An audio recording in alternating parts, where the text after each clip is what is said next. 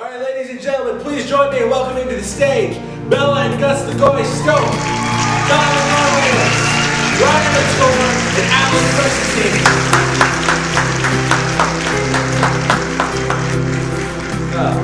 How are you guys doing tonight? Pretty good, Jake. Good. I like to hear it. So, all this together in one room. I'm sure the audience is very excited, aren't you? So, tell me a little bit about your experience. Anybody? Well, it was definitely an experience with the amount of hats I had to wear. I bet. Why don't you tell the audience a little bit about that? Well, they were definitely metaphorical hats. Between the props and the makeup, costumes. What else was there? Being the assistant director and, of course, managing your masochistic Let the record show that I am not a masochist, ladies and gentlemen. Yes, you are. I'm merely one who likes to immerse himself in the filmmaking experience. But thank you for your contribution to the conversation, Bella. Donovan, why don't you tell us a little bit about your time working on Dave Macade with us? I had the time, guys. I had all of it. All the time was mine, and I'm glad I got to share it with all of you. It was an honor. An honor was had, and I think we all share that same sentiment. Thanks, and you're welcome, everybody. You played a very prominent character in the movie, Dr. Crow, and you're one of the longest members of the cast. You were one of the first people we went to when we were filling out roles for the movie. That's right. You know, was this something you were always planning on sticking through to the end? I mean, sure enough, you ended up doing that, but what were your thoughts going into the project? It was always something I was a little bit concerned with, you know? Am I gonna be able to do what I need to do when I need to do it? Am I gonna be able to be on camera when the camera's on? Am I gonna be able to be seen while the camera's on and recording? Yeah. You know? Right. All these things I have to manually take care of Very on my own. questions, yeah. And I'm just glad you guys were able to do your part too. Right, yeah, I'm sure. I'm sure everybody feels the same way. Gus, you were there at the beginning and the end. I mean, you got to see, you know, nothing. Yeah, exactly. Everything all at once, it seems. Yeah, well, that was the plan. I mean, I showed up for the first day, everything got cut. Had to come back. It was an honor. I still don't know who I played, but I had a lot. It's a very confusing process for everybody, which is why so much had to get cut. But, you know, those early scenes you did with us, that really helped us get the ball rolling. So I know the entire cast and crew really appreciated your presence. Yeah, remember that one time? Actually, you know, I shouldn't bring it up. They're not going to see it, so never mind. No, let's talk about it. I'm sure the audience would love to know. No, I think it's good. We leave it as a mystery. I don't even know if I know what you're talking about, Bella, so I think... We don't need to know. I don't want to embarrass my little brother any more than I need to. Well, Ryan, you know, you almost played two characters in the movie. Blue Jay, who I'm sure the audience has all seen, they all remember very fondly. Jackie Hawkins was another character very strongly integrated into the lore of the film. You know, did you enjoy your experience with that? I think I broke something. I'm hurt. I got the beat out of me in that film. But it was fun. I'm not a masochist. Not a masochist, too! Not a masochist. I think it runs in your guys' family. I think you can say none of us are. Yeah, thank you. I appreciate that contribution. But you know, I'm very glad you enjoyed the process, Ryan. You know, you worked your ass off. You were always there when we needed you, and it was, you know, without you taking the helm on that character, I don't think it would have been nearly as memorable. So. Oh, my ass was off. It was beaten. I think I still have scars. Sorry about that. As do we all. No one knew it was you until you suggested it, so let's go around. Well, they'll do well when they see the movie. But, yeah, so Alan, yourself, tell us a little bit about your experience. You were a very late addition to the cast. I was, yeah. First, it's nice to see you again. We spent a lot of time on stage creating our father-son bond. So yeah, son, it's nice to see you again. Remember, I know you've been calling me Dad a lot. It's pronounced Alden, so don't worry, you got this though. You know, but once I saw that I would be playing your dad, I knew it was a role I was born for. I knew that with the family resemblance and the way we went about it, I knew that we would be perfect. So Yeah. Yeah, especially with how we're siblings, you know? Yeah. Wise words, Trent. Wise words. But well, you know, speaking on the topic of relationships between co-stars, I mean, do any of you guys have any particular experience with any fellow cast members that you might like to bring to the table, that the audience might find interesting? Right? I realized I didn't have to raise my hand. No, that's fine. So, like I said, I was beat a lot, Of course. but it wasn't actual beating, it was fake. I want to make that clear, I'm okay. Being very strong for the audience. My lawyer told me to tell me stuff, and I don't remember what it was. I'm clear about that. Well, I'm sure we can all speak from that experience, not knowing what the f our lawyers are talking about. Everyone's going to have to work on this with you, again. Well, why don't we get into that? Why is that? What is it your lawyers didn't want you associated with? Like I said, the whole masochist thing, they didn't think it would be good for my image, you know? Not very interesting. I was told to have my papers and everything, my life in order was what I was directly told. I was told that you're very in it with the action. You're very connected to what's going on, and I really respect that. I think it's an amazing film quality. But I also do know that when you accidentally, or sometimes accidentally, shoot one of your actors, it can be a bit of a stressful situation. I got very lucky this film, and for the most part, I was able to come out okay. But I will say I was warned to be a bit cautious about stray bullets and or the occasional stabby is what I was told.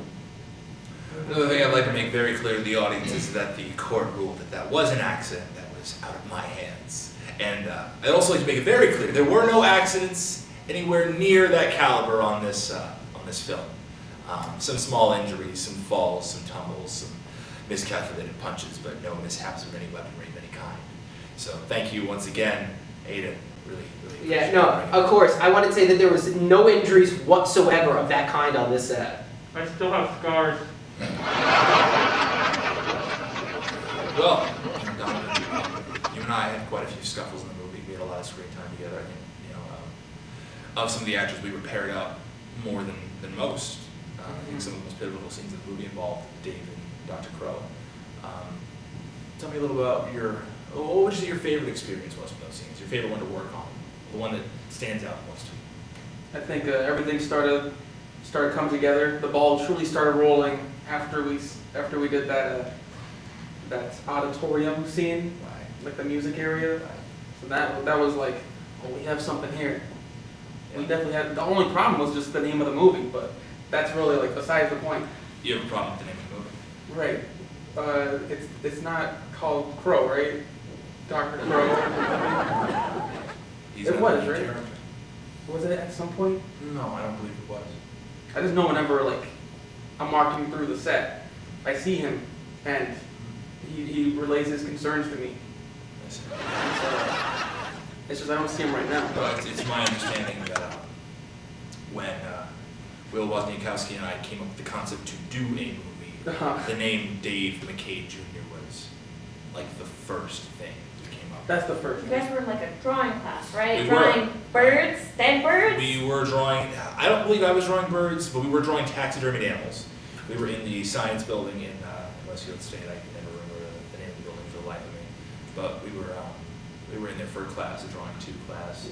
We were out in the hallway, positioned in front of these giant glass cases of taxidermied animals, drawing them for reference and for practice. And we had this little table where our papers were. And I forget if it was me or him, one of us pointed out that we looked like we were working a lemonade stand. So anyone who was walking by. And I believe it was Will who suggested the idea of selling macaroni and cheese as a side. That's a weird I combo. found it to be very, very strange. And he abbreviated it. I think what our sign would have said would have been Macade, which I said, if you condense that, say that really fast, like Macade, it sounded like a very poorly thought out 80s action movie star. And from there we got the ball rolling as to what would the Macade movie look like. And we asked a few people around would they watch a movie if we things took off from there. So you're saying that this film was born through the idea of lemonade, mac and cheese, and dead animals. Yes. Yeah, that sounds about right. That's an amazing thing to be able to see where a lot of this stuff came from. Yeah. Maybe we should be dead bird pictures then, you know?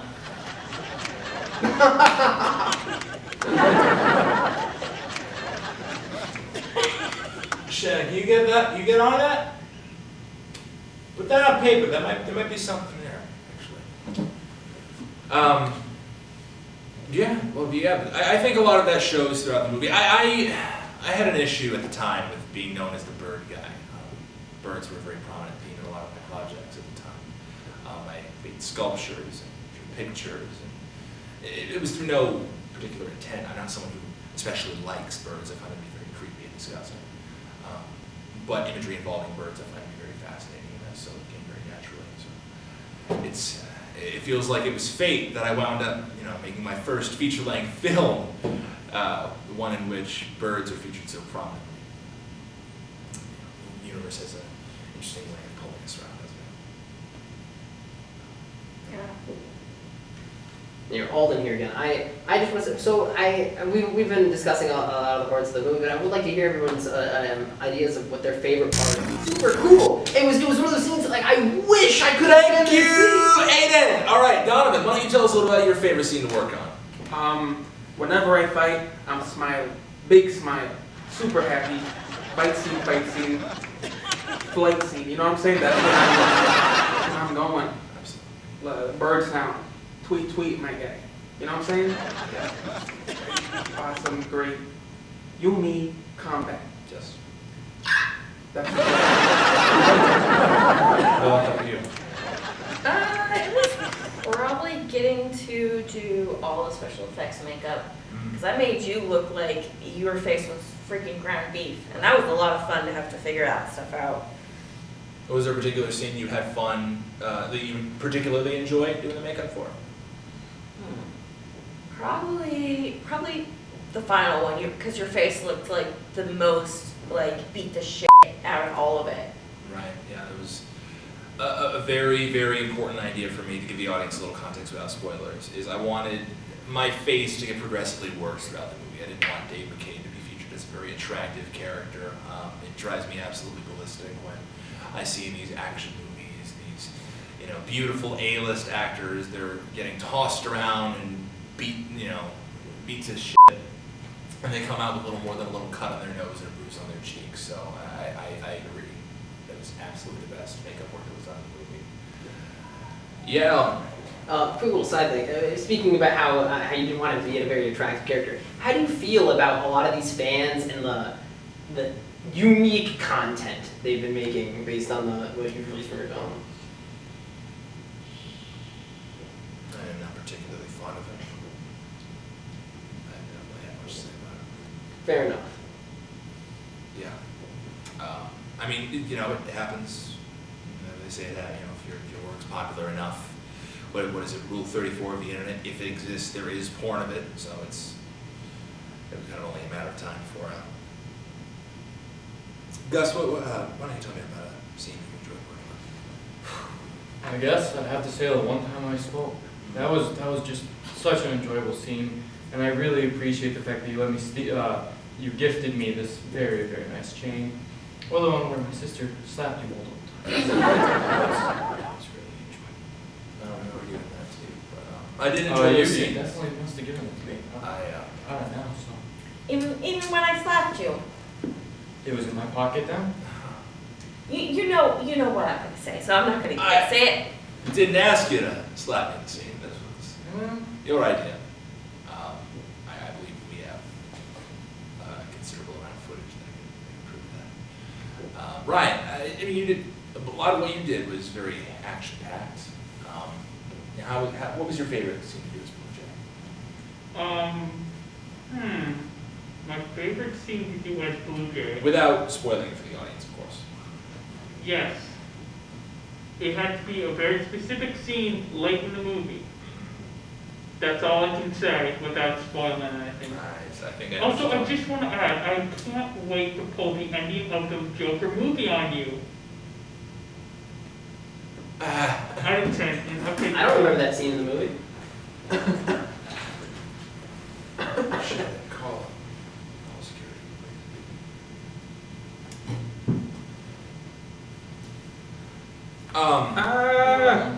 Okay. Yeah, all right. I forgot what I was gonna say. Let's take a brief commercial break, folks, and we'll be right back. Where am I? Where am I?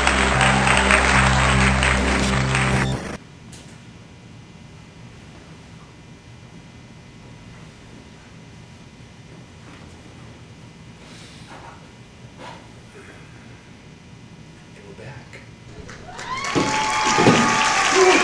Right. Music. Music was a very interesting aspect. I'd say it's very, very thankful to my father for giving me the okay to use his band Medicated Savage's music. I think it really helped give this movie a clear identity. Not one that I intended initially. I wanted more of a classic rock, 70s, 60s vibe. But early 2000s new metal, it wasn't that bad of an alternative, I gotta say. The film's very dark in a lot of ways that it wasn't initially meant to be. A lot of scenes were altered. Character backstory was added. How do, I mean, feel free, any of you to chime in. I remember Will originally wanted Eve to be Dave's like co-worker, not his sister. Right. That was something that we had to change because we were like, yeah, no, we're not going that route. Well, because he insisted when we were defining characters. I mean, this is one of the first ones we included. With the main character Dave. We talked about the father because we were very adamant on Dave Macade Jr. And so you would need a Dave Sr. as well. This sort of prior character that this is a sort of sequel to this movie that doesn't exist. We always knew we wanted Anton Larson as this guy in the chair, the tech genius, the villain Dr. Crow. We talked about, well, what other agency members could there be? And originally the character was named Evelyn Bell, and she was designed to be, Will really wanted her to be a romantic interest. And I made it very clear even before we created the character that as an actor, there's very little that I won't engage in. But I personally, I have this feverish disdain for romantic subplots. And I'm not someone who's interested in engaging in them. And I specifically told him, like, I don't care. What you try to say to convince me, who's casting the role, I'm not writing it that way. Maybe that's why Will quit. Maybe that's why. Maybe that's completely possible. That was the But- final straw. Yeah. Part of it though, my refusal to engage in romantic subplots aside, I couldn't help but feel, and this was a thought that I had throughout the whole filming process, I couldn't help but feel that as a writer, and as eventually a director, everything I do, everything I incorporate into the script, that's more likely than not going to happen, without question. And so I would have felt it may or may not be seen as a sort of enactment of my personal fantasies, to incorporate a romantic subplot and impose that upon any other actors. Yeah. Which is why I didn't really do it with other characters either. The only reason I was really comfortable with throwing in the relationship between Anton and Jenny is because Hayden specifically suggested it. Yeah. Had he not, I wouldn't have worked in that character because I just feel it's different. We were not in Hollywood, right? It's different. We're talking, we're not talking about people who have been acting for 10 years and this is something they're prepared for. We're talking about fucking college students. It would have been too weird, way too creepy. I think so. But yeah, there was a lot of changes. That was one of them. And there were some in the characters, other than Eve and other than Dave. But the whole tone of the movie really changed. How do you all feel about the darker and more grim approach that we took?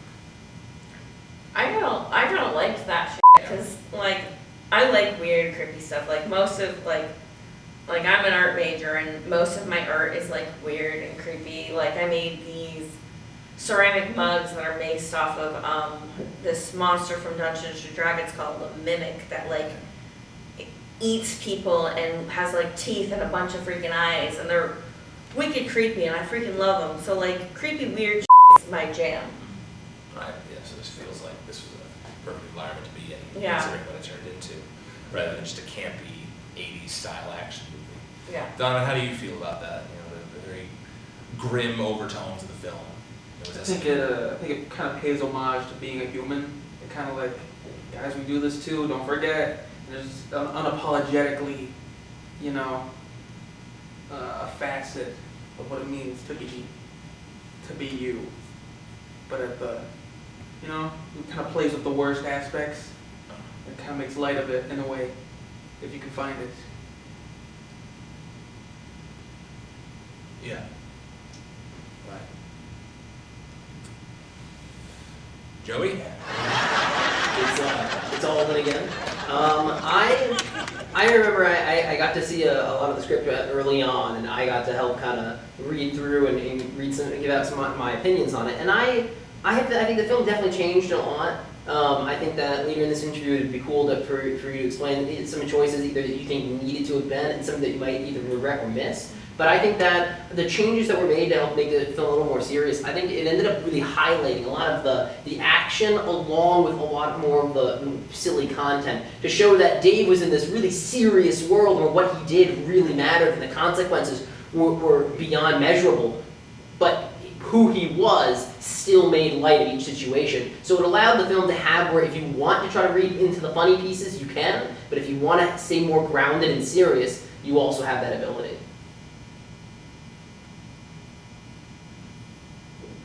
Ryan, how about you? I'd like to thank the medical staff for tending to my wounds. Great staff. And second of all, I was now given permission to speak. I forgot what the question was. I was asking how you felt about the very grim and dark overtones of the movie. Was that something you were excited to engage in, or would you maybe have preferred a more lighthearted, traditional sort of tale?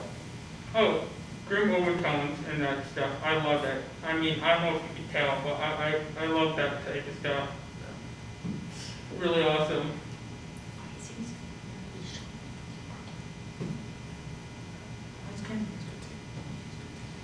When can I be unhandcuffed? We'll bring the keys out when the audience is left. But, you know, Alan made a pretty interesting point earlier that I'd like to harken back to. You know, anything that I feel that I want to, you know, I confidently commit to, any decisions I've made in the script, or things that I regret. I don't know if I can confidently say I've got any regrets about the movie. I think the way it turned out was the way I needed it to. Before, I wasn't really all that excited to do it. I mean, I was excited to do a movie, but not this movie. It was when we started incorporating aspects like Dave being a former mob assassin, or you know, the ways in which his relationship is so strained with his family. It became a much more real character. He became a lot less one note instead of just a carbon copy of every 80s to 90s action star there is. So in those changes, I absolutely stand by. I don't think there are any that I really regret taking out or putting in. I think anything that I might have regretted, we just couldn't make it happen, and I kind of think it's for the best. As far as I'm concerned, the movie is, well, it's not perfect by any stretch of the world, any stretch of the word, but I've got no complaints. So, I don't know, I think that about does it. I think that does it for our time. Dave Macade Jr. is coming out November 30th, 2023. I hope you're all very excited to see it. Now, thank you Bella, thank you Donovan, Ryan, the other guy. Have a good night, folks. Bye, everybody. Thanks for coming. Camera's off. Good. You didn't get my name right. I want to stop the thing. Shut the fuck. My agent's gonna be calling me for this. Shut the fuck. You know who I am? Obviously you don't. I don't know who you are. Exactly. That's the problem. I've been under. Sit down. You keep talking. You want to keep talking? Yeah, I think I did.